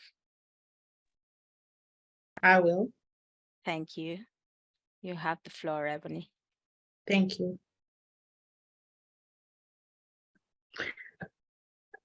OMEP's political advocacy statement says, OMEP seeks to influence public policies, their implementation, and decisions regarding allocation of resources within political, economic, social, and institutional systems aimed at protecting the right to education and early childhood care. Dr. Rank exemplified the best of who we are and what we do as OMEP members. Edna's contributions and advocacy for policies that defend and support early childhood education were evident through the decades of her life's work and the many awards she received. Specifically, one of the many articles Dr. Rank published was entitled Advocacy, the Early Childhood Historian's Not So Hidden Agenda. In the article, she implores the early childhood historian to learn how their profession can promote advocacy activities and encourages them to serve as advocates. She also implores them to show early childhood educators, caregivers, and administrators how the knowledge of their historical roots and their political context can enable them to become not just capable advocates, but also more effective and successful workers. Edna also mentions to study laws pertaining to childhood, one must examine not only the recent laws of the state of residence and the nation, but also any precedents that existed, citing it is also essential that early childhood educators and caregivers be clear about a definition of history. All too often, history has been taught to the next generation as a series of chronological dates and events, falling in one after another, without benefit of an examination of simultaneity, context, causation. In the United States today, there are major efforts underway to not only to ignore the events of our history, but to deny and change the truth of the events altogether. Dr. Edna Reynolds Rank was a wife and mother, world-renowned researcher, historian, author, director, and tireless advocate for children's rights. Serving in these roles at local, state, national, and international levels, Edna was also a founding member of the World Forum Foundation Working Group on Children's Rights and past president of OMEP USA. Edna was also the recipient of numerous awards, including the Volk Commitment in Child Care Award, the Essex Community College Early Childhood Award, and the Aletha Wright Award for Excellence in Early Education. Awarding Edna posthumously with an honorary membership to OMEP allows us as an organization to honor her legacy and memory, adding to the annals of history. It also speaks to the importance of recognizing and celebrating the accomplishments of those who have positively contributed to the championing of children's rights and early childhood care. Thank you for your consideration. Thank you. Now we will vote. Do you approve Edna Rank as an honorary member?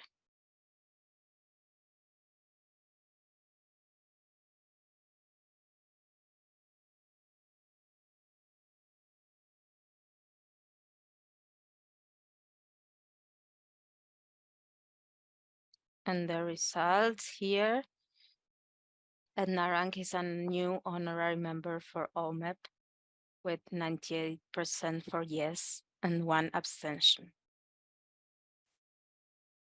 Thank you. .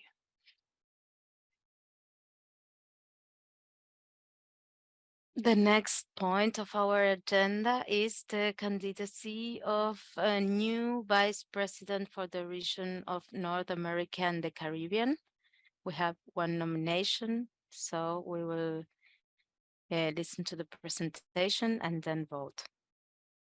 Asia Foster, please.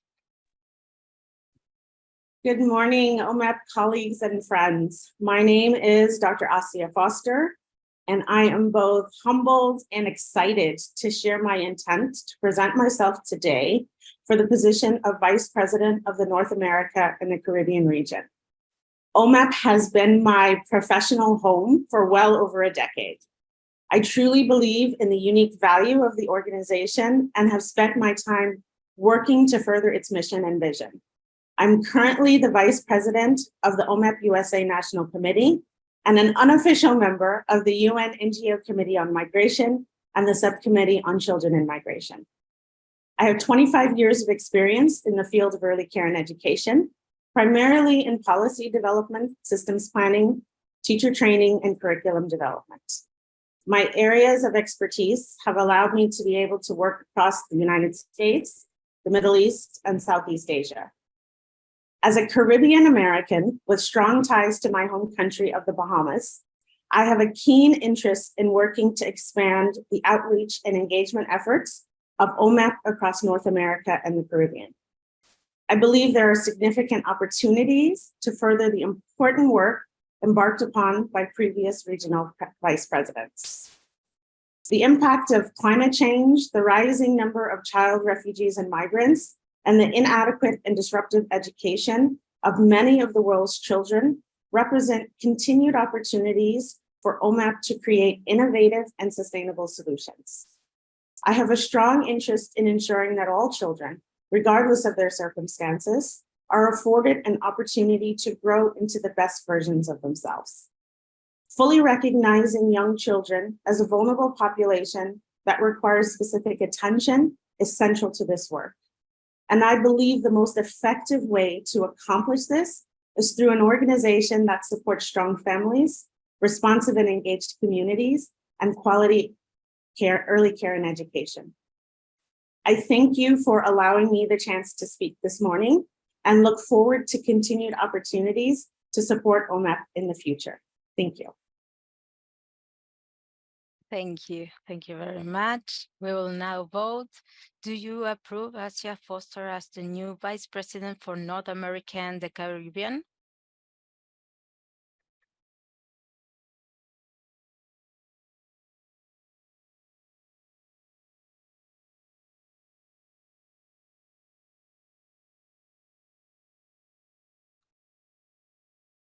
We have here the results and the congratulations for Asia with 100% for yes.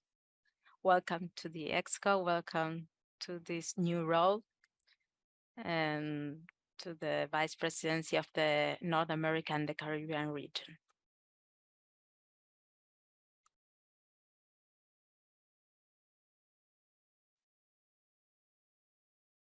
Well, now is the turn to vote for the approval of the Strategic Plan 2023-2025. The strategic plan was presented in the extraordinary session. You have in the share folder also the video and the strategic plan in the 3 languages. So we will proceed to vote. Do you approve the strategic plan 2023-2025?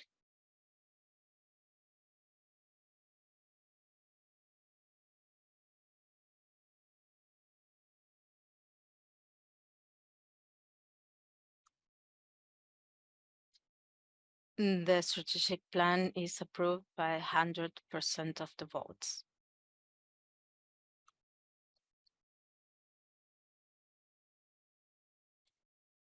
And we are now going to present briefly the representative team 2023. We have seen a video presenting the team with the incorporation of Gilles Petrold as representative to UNESCO, Dina Castro as representative to UN, and Clara Batic and Carolina Semoloni as youth representatives. The video is shared in the Drive folder, and now it's time to vote for the approval of the representative team 2023. Today, we are joined by Gilles Petrol, who will say a few words before the vote.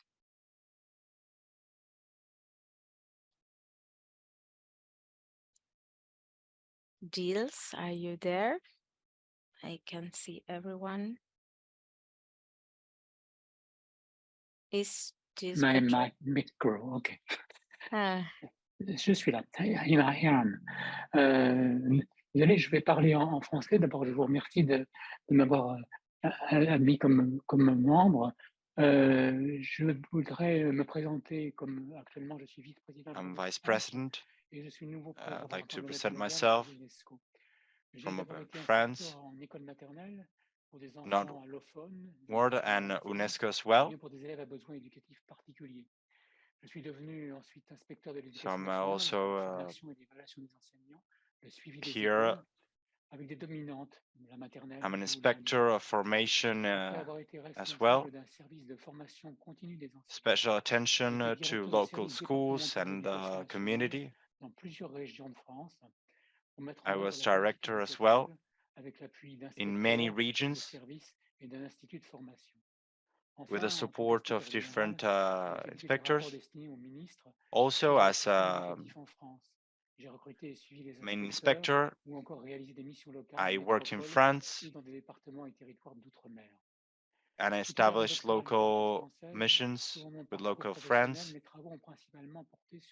and with different departments as well. I'm also, I have a doctorate in French literature, and throughout my professional career, my work has focused on three main themes: the teaching of French as mastery of the language, with the teaching of French as the second one, and the organization of different seminars for trainers and inspectors.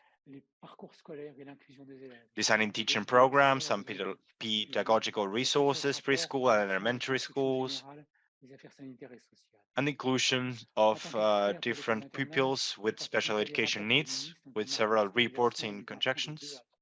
As a kindergarten expert, I took part in reports for the minister, notably in schooling, and contributed with the training of inspectors. Also, they represented the French Ministry of Education in the OECD Early Childhood Education and Care Network, and took part in the international service studies and initiatives in early childhood centers in Serbia.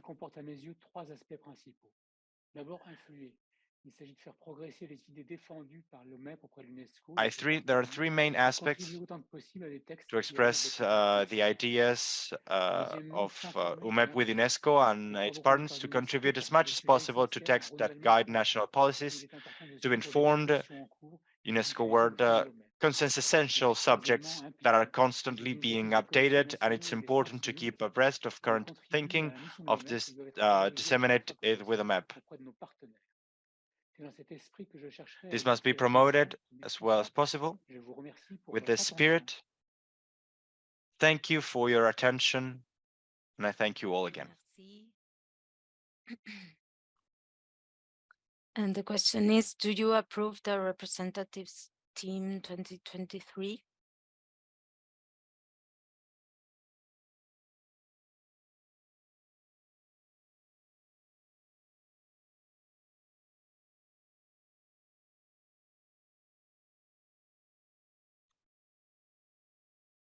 We have a new representative team 2023. Welcome to the new representatives. 100% vote for yes. Well, and now this important part of our agenda is the presentation of the next World Assembly and Conference that is planned for Bangkok, Thailand 2024. Udom Gulabtir will present the proposal that was voted and approved at the World Assembly 2022 in Athens. Hello, everyone. Swadee ka. Greetings from OMEP, Thailand. Welcome to Thailand. the birthplace of Jomtien Declaration, Education for All. OMEP Thailand has been honored by the World OMEP to host the 76th OMEP World Assembly and Conference under the theme, please change the slide, under the theme right from the start for ECCE, Step Beyond Together, which will be held in Bangkok, Thailand during July 15 to 19, 2024. For a long time, Bangkok has been a popular destination for everyone all around the world. It's a fascinating city that many people want to visit at least once in their lifetime. You could feel our surrounding atmosphere of cultural identities at the first touch on our land. Please change. The Thai unique culture mixes strong Indian influences, Chinese traditions, and elements that are absolutely Thai, with its diverse geography, friendly people, and stunning scenery. The Land of Smiles is a must-see destination in Southeast Asia. Now allow me to introduce my country to you through a brief photographic journey. The living heritages. The temple, or Wat in Thai word, the famous Wat Phra Kaew, or the Emerald Buddha Temple in the King's Palace. This is inside the Wat Phra Kaew, and also Buddha at Wat Po. Also another famous Wat Arun. And also the living heritage beyond Bangkok since ancient time. Khmer ancient monument, traces of mixed culture between Cambodia and Thai. And the living heritage, ancient spiritual art. Next, please. The modern city, Chao Phraya River. Modern architect, Bangkok night view. Another view, in city transportation. We also have Chinatown, and also floating market. The Thai serenity, Buddhism and peace embedded in Thai culture, spiritual and peaceful life in the rural area and in the urban area. Beyond Bangkok life, beauty of nature and peaceful atmosphere, temple up in the mountains and lotus in the pond. The unique Thai culture. Many unique cultural events and celebrations, such as the Floating Festival, Northeast Festival, unique Thai Halloween, hill tribes in the northern part, famous Thai boxing, famous Thai massage, and friendly Thai elephants. Fun and relax. You can enjoy visiting beautiful islands in the southern provinces. These photos of beautiful islands. Families can have fun, relax, enjoy the trip. Land of Smiles. The old Thai smile, children's happy smiles, and a little Thai smile. Now, let me inform you these important dates. 20th of September, the homepage will open. 1st of March, 2024, proposal submission deadline. 15th of April, notification of acceptance and registration opened. 15th of May, early bird registration deadline. And the 5th of July, regular registration and deadline. Now, OMEP Thailand is looking forward to welcoming all of you to the World Assembly and Conference in Bangkok next year. Next slide, please. Until we meet again, thank you, and สวัสดีค่ะ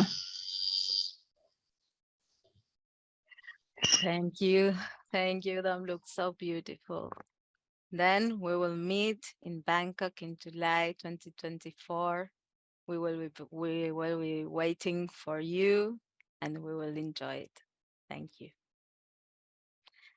And now is time to vote for the candidates for the World Assembly and Conference 2025. This is a very important moment. We have two nominations, Italy and Hong Kong, China. So we will listen first to the presentation of Italy. We will share a short video.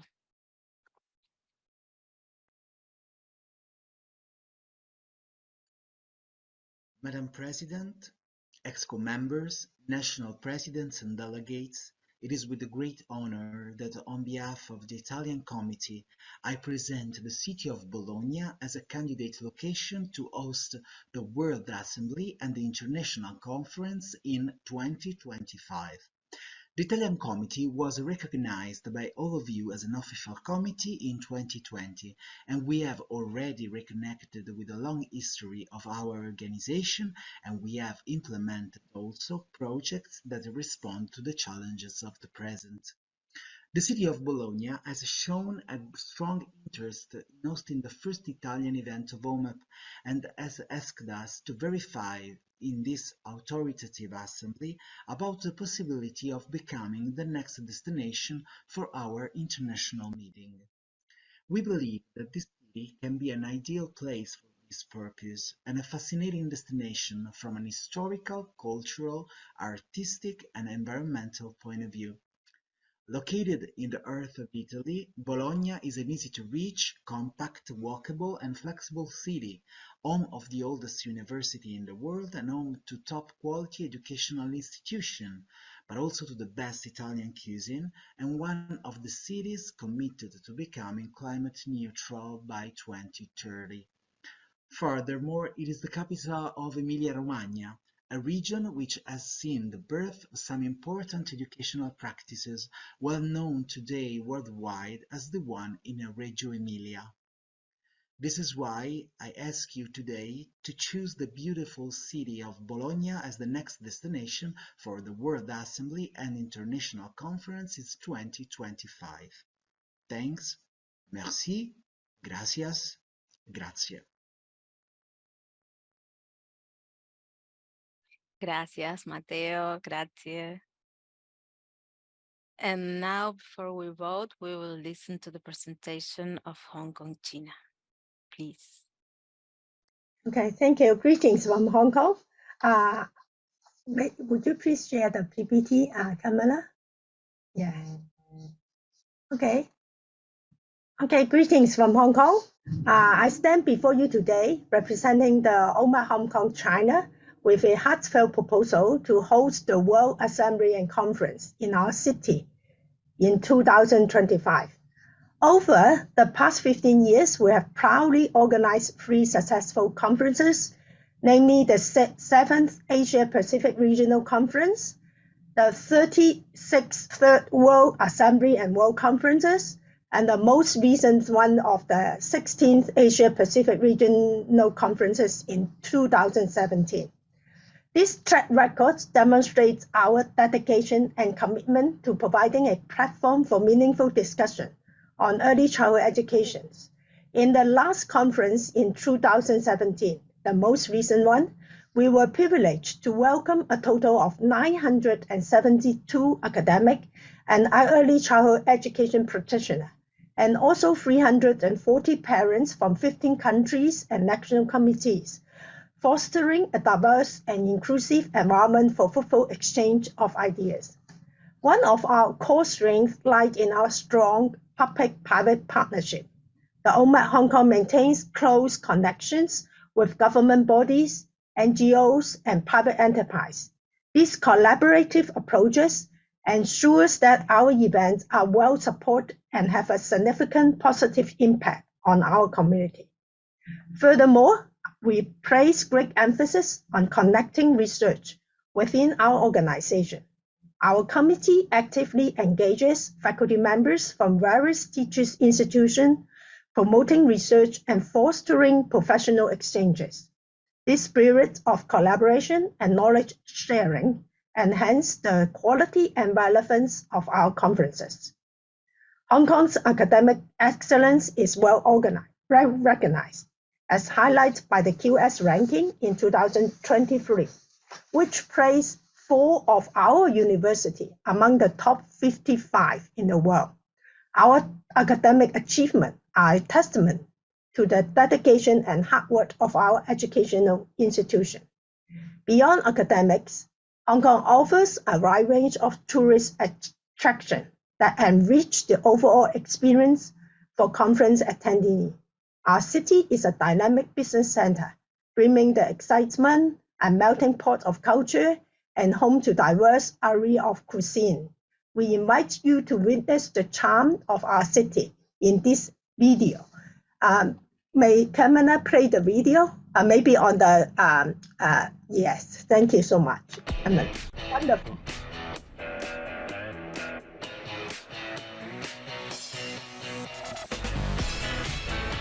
Hello. Bonjour. Namaste. Konnichiwa.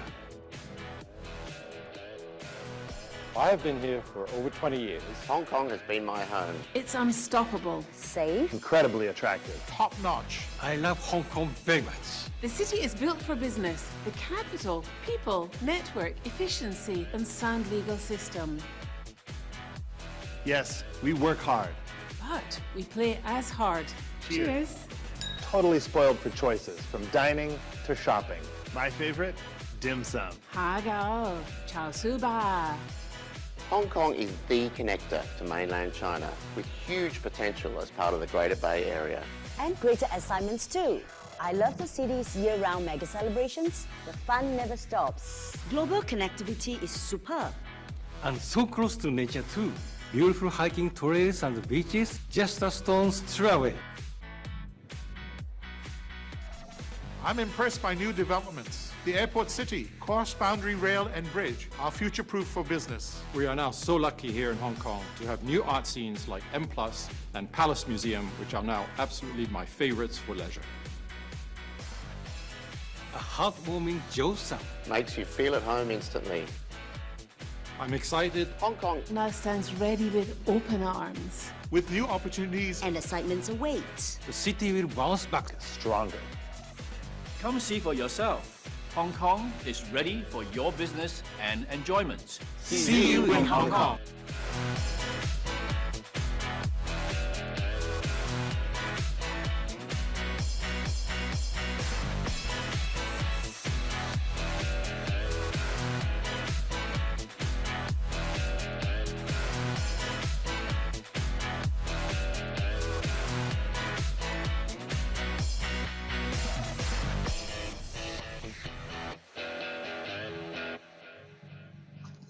Thank you for watching the video. In conclusion, OMEP Hong Kong China wholeheartedly propose to host the World Assembly and conferences in 2025. With a proven track record, strong public-private partnership, dedication to do research, and academic recognitions, we are confident that this event will be a resounding success. We eagerly await the opportunity to welcome you all to Hong Kong in 2025 for an unforgettable and productive conference. We need your support and vote for OMEP Hong Kong's proposal. Together, let's embark on a journey of knowledge, collaboration, and growth in early childhood education. Thank you for your attention. Thank you, and I am here to address any questions or concerns you may have. Thank you so much. Thank you, Amelia. Thank you very much. Thank you, Mateo. Thank you, Amelia. Beautiful cities, beautiful proposals, so interesting, and a very, very difficult votation. This is our last votation for today. Congratulations to both candidacies. And the question is, and you must select one option, please, of these two candidates to host the World Assembly and Conference 2025, Italy, Hong Kong, China.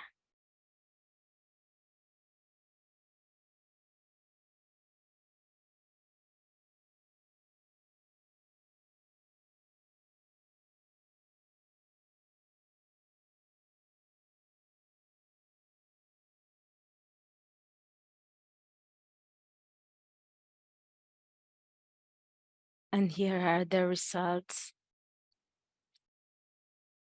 The next, the World Assembly and Conference 2025 will be hosted by Bologna, Italy. You have here the answers, 78% for the city and 22% for Hong Kong, China. Thank you and congratulations. Well, now we are in the closing of this wonderful World Assembly. I thank everyone. I thank you for being present, for your time. And the closing will be in charge of Mercedes. Thank you, everyone. Mercedes, you have the floor. Well, thank you. Thank you so much for this hard work. On behalf of the ESCO, I thank the national presidents and the representatives of OMEP in the United Nations systems and in UNESCO, and the members of the ESCO too, for having supported and promoted and accompanied the realization of this World Assembly. I would love also to give a special recognition to the members of the World Secretariat team, Camila, Gonzalo, Teo, and Clara, who are helping us a lot in these months. Without their serious and systematic work, everything we have achieved would not be possible, really. A special recognition to our translators, Carla, Marcos and Mariana. And Maria, well, the next time you have to say earlier. Oh, Maria, at the extraordinary session, it was discussed and decided not to make the OMEP declaration for 2023. The plan is to continue with the Declaration on Peace that was written and published and agreed in 2022, and from which we still have a lot to learn, to do, to spread, and to insist, unluckily. The plan is to intensify a concrete and contextualized work for the realization of the declaration in each of the countries, and to articulate it with the Tashkent Declaration as a new framework on ECC and our commitments, of course. I invite you to continue strengthening democracy and OMEP's member involvement. I am so proud today with our new committees. We are really growing and growing. And I invite you to collaborate in all the projects and social networks. As Soon insisted and showed, it is important to support also all the work of the World Presidency and all the work of the ESCO and all the work of the organization in the global field. So we need you to support us also paying the fee. She will ask you to pay the fee. I know that we have to do many sacrifices, but it is important because without resources, we cannot work. Yes? So let us remember that OMEP members must be the first to participate and strengthen also the value of the communication strategies. So again, visit our new OMEP website, send you your suggestions, because we are all the time correcting and adjusting and uploading news in our website. But of course, we have some problems. So we need you to read it and to send your suggestions. Please subscribe to the blog and send your contributions. and register your members in IJEC, in the free access to IJEC, and of course share our contents and our post in Facebook, Instagram, and Twitter, and all our campaigns.